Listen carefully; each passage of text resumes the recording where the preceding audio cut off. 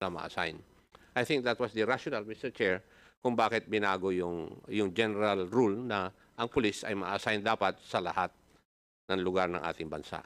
Maraming salamat po. And I think, Mr. Chair. General Acop, justified naman yung reason on why kailangan dun sila sa area nila. But unfortunately, may mga incident like this that need to recalibrate yung policy na yon in order to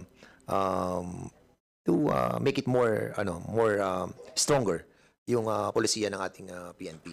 And I think tama din kasi nga magastos and it costs also yung social ills ng relationship between the police and yung asawa, di ba?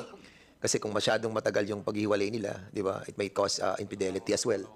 O kakaroon ng ikalawang pamilya. So maraming ganung mga sitwasyon and by doing that policy somehow ay nako-correct natin yung problem na yon. But yung mga ganitong problem that also needs attention must be corrected as well. Sige, Congressman Busi.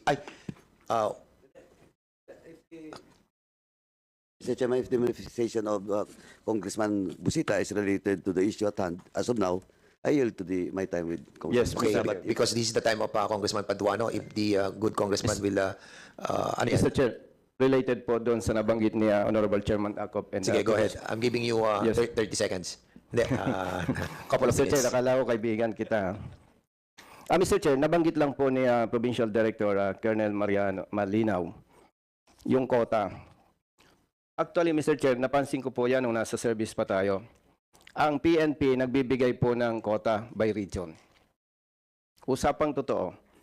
Pag ang regional director ay kung anong probinsya siya or may mga staff officer siya, taga ibang probinsya, yung quota para sa Region 4, for example, na napapasukan po ng mga ibang applicants from different regions.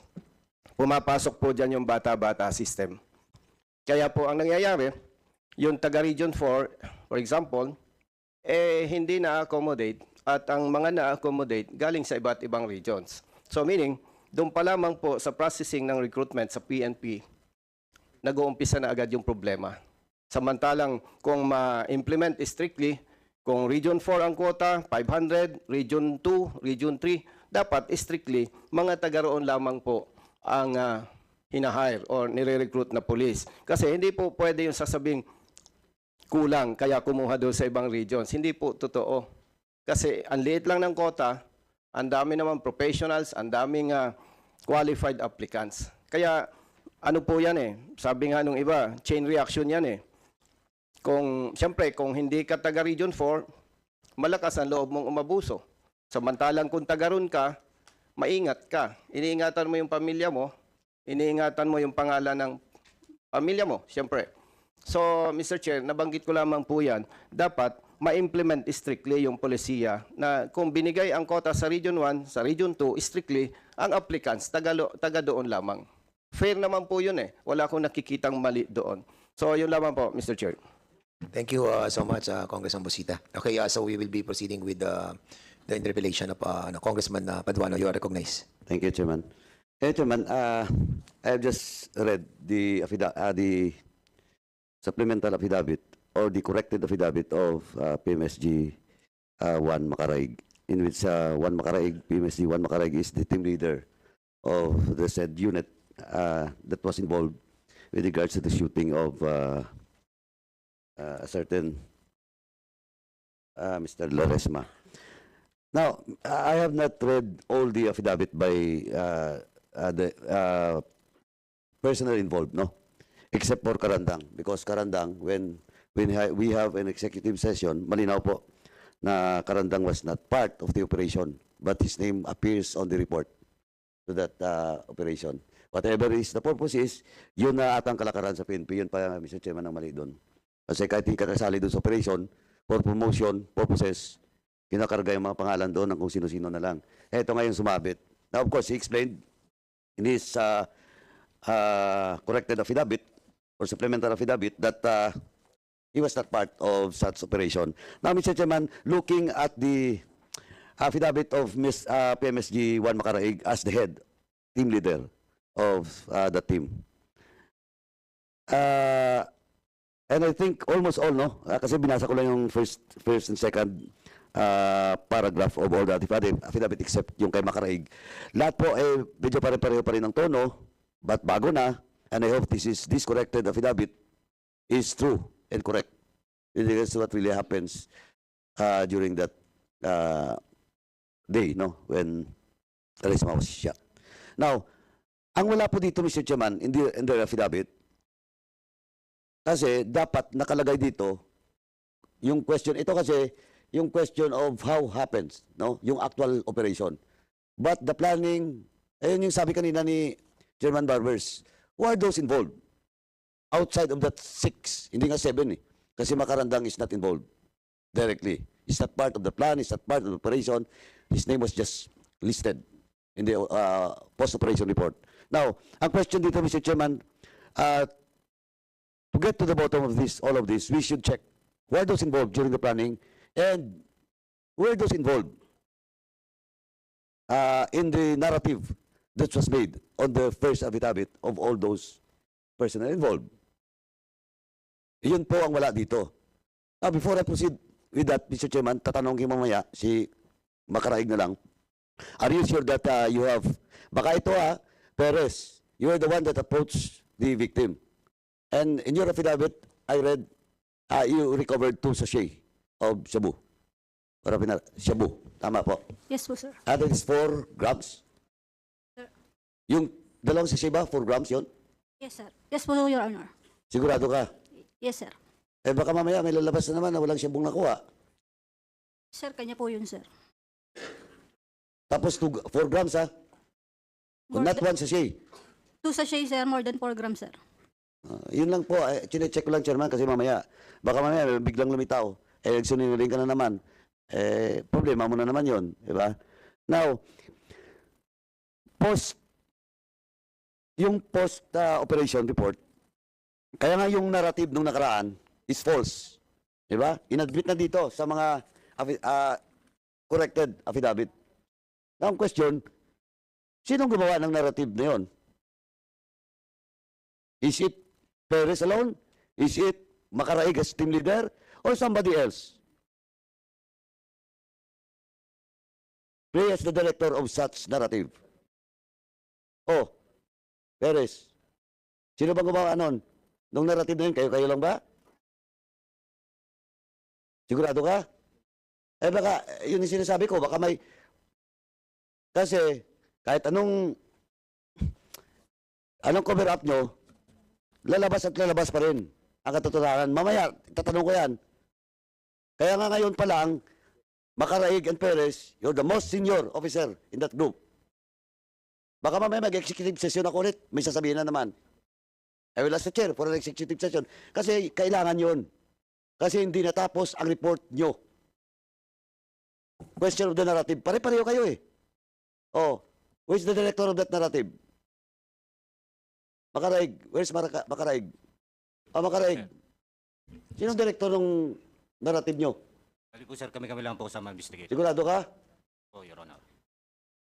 Sigurado ka? Mamaya pag nagsinungaling ka, problema pa rin. Papakulong kami namin dito.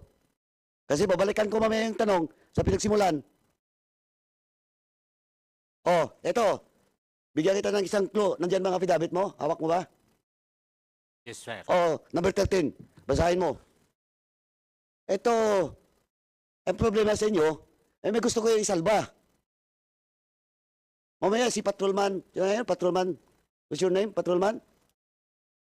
Carpio? Baka mamaya si Patrol Carpio na naman yung nagsasalita ng totoo.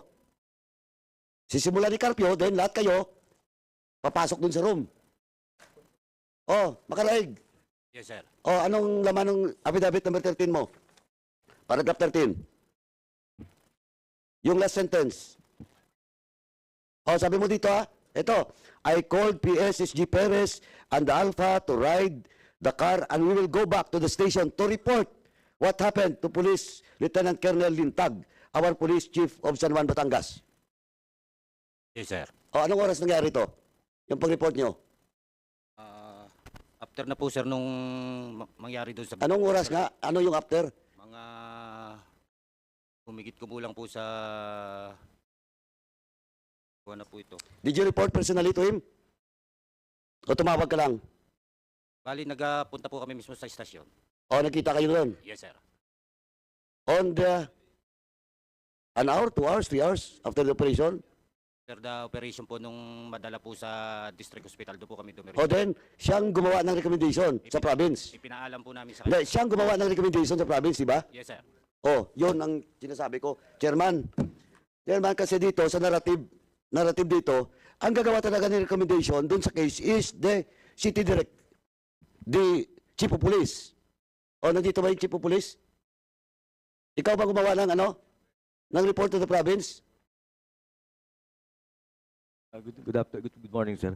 Oh, Ang ginawa ko, sir, yung pinumirma ko, sir, ng spot report, yung mga request, sir, sa ballistics, sa paraffin test, saka sa autopsy, sir. Ang basis ko po, sir, ay yung statement sa akin, sir, ng mga operatives po. hindi. Ang question kasi, kung anong sinabi nila, ayun yun, hook, line, and sinker. Di ba? Yun ang ginawa mo. You never made an investigation. May namatay na eh. May Sir, naputukan. nagkaroon po, sir, ng judicial affidavit po yung poster buyer, tsaka po yung investigator. Eto, Colonel, Yun po yung Eto I warn you now. Again, ikaw, pinawan din kita kasi pag binalikan ko mamaya, oh now, I will ask you, Mr. Chairman, ganito na lang, why didn't you admit during the previous hearing, if you're not part of the group which planned and make that narrative post-operation, why did you not admit that indeed that car, that Camry, red Camry was used and it is impounded in your station? Sir, with regards to the car, sir, I was in good faith, sir, na sinabi ko po na hindi ako familiar sa car. But because, sir, yung car, sir, ay hindi po siya naka-impound, sir, sa premises po ng station. Doon po, Pero sir, whatever, you're the chief of police of that station. Eh, may kaano ka dito eh, di ba? May spot report din with regards to that. Di ba nagpadala kayo dito? Oh, you're the police station commander. Oh, ba't nung tinanong ka ng isang member namin doon, Chairman ako ba tao, si Chairman Dan? May video pa? Yes. You deny it. yes, sir, hindi po talaga ako familiar, sir, kasi po, hindi po siya naka-park doon sa premises, sir, ng station. Sir. Oh, ngayon ang tanong. Oh, Makaraig, ikaw at chief of police ka. Makaraig, using that car, did you ask permission from your chief of police? Umuwi ka ba ng permiso na gamitin yon? Your Honor, ang bali po ang naggamit po yung kabilang team ni... Hindi nga, ikaw ang team leader eh. Tinatanong kita. O yan, nagbabatuan na naman kayo. Tinatanong kita diretso, ikaw ang team leader. Did you ask permission from your chief of police to use that car?